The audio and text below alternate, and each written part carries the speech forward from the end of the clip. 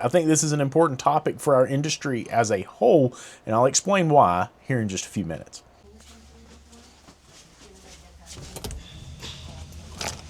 Okay, so let's go talk to Eric. Eric's pretty bummed about this whole situation. He's whined, he's cried, he's complained. I think he cried himself to sleep. So Eric, tell us, what happened? I hear that you got some very inaccurate information out there on the internet, and now you're kind of in your feels. You got your feelings hurt a little bit? Well, from what, everyone's told me, once you get hate mail on social media, you made it. So I need to let you know that I'm retiring now and going to be an influencer. I feel like that's the best path forward. An influencer? What and who are you going to influence? Well, legal reasons I can't really say. So, yeah, I was off a year. When I was at Ford back in the Stone Age, we had a run of Focuses that had some blower resistor issues. I've actually never replaced one since then. But the initial procedure we got from Ford on the 12 and up Focuses, new body style, was to pull the dash forward to change the blower resistor. One of the things that, you have to do in dealers, if you come up with a shortcut around something that is in a ridiculous procedure and you can short it, you do that and you don't advertise it, because then the OE is going to come behind you and chop time out of it. We figured out that you could pull the throttle pedal and weasel the blower resistor out. The initial procedure up until at least 15, when it was revised, was to roll the dash forward. So to do that, to roll the dash forward, you were required to pull the doors off to pull the side bolts out. We had ways around that, long extension swivel sockets, so we didn't pull doors off, but that is the official procedure to this day, to pull the heater box out of a 12 Focus. I think step 8 or 9 is pull the doors off. Okay, so a couple things, because really what I want this video to become is we've talked a lot about the complexity of the cars that we work on. Can you tell me today how many different brands of cars you've worked on? Just today, 2 BMWs, Range Rover, a Jeep, motorhome. It was a Cummins powered motorhome, and a Subaru. Okay, so if we've worked on that many different cars today, tell me how you feel about the fact that we're going to have all this service information to manage. The cars are getting more complex. It's getting more advanced by the day. You miscalled or misremembered a service procedure from 10 years ago. Is it feasible to think that we're going to be able to continue to follow this trajectory and properly repair automobiles with just the amount of variability, the amount of variance that there is from automobile to automobile, and even system to system in a car that's a year different than the one you just worked on? No, it's insane. There's so much information. There's so much integration that happens. We used to see big dynamic shifts every 5-8 years, maybe. Every year we're seeing an entire design philosophy change in vehicles now. The amount of info, the holes in the aftermarket service info, the amount of integration that's going all to everything being integrated into the tool.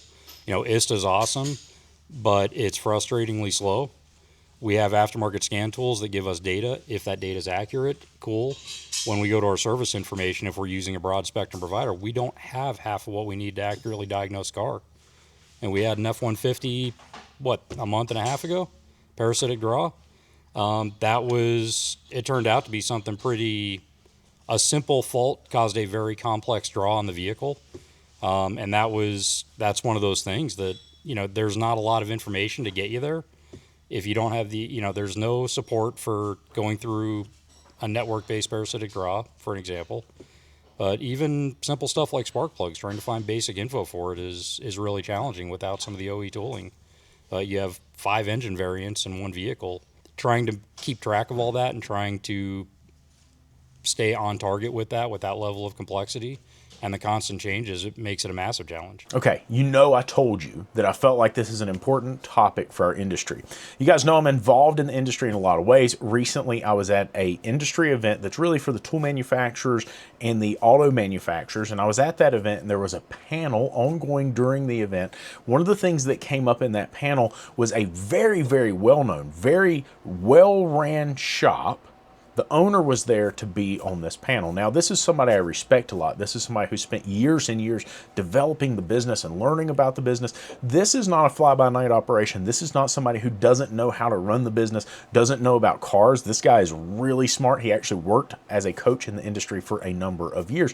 And one of his lead guys came to him and said, hey, we don't need to do calibrations because from what I can find in service information, it does look like the automobile can just be put back together as long as I don't disturb that thing. It doesn't have to be calibrated.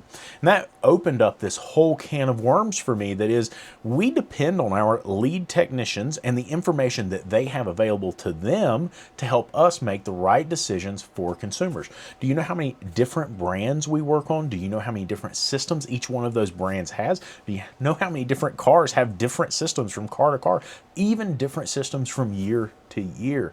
And so you hear us talk a lot about respecting the automotive technicians, respecting the automotive mechanics and the service advisors, because there's so much to learn, there's so much to know. You've also heard me talk about specialization and how at some point I believe that we're probably going to find ourselves in a spot where we have to specialize because it's going to be too much to keep up with all the knowledge and all the information from all the different vehicle systems. As you've just heard Eric explain, we're talking about a car that was made many years ago. He was working at the dealer when it happened, and so he has this perception of what the service information said.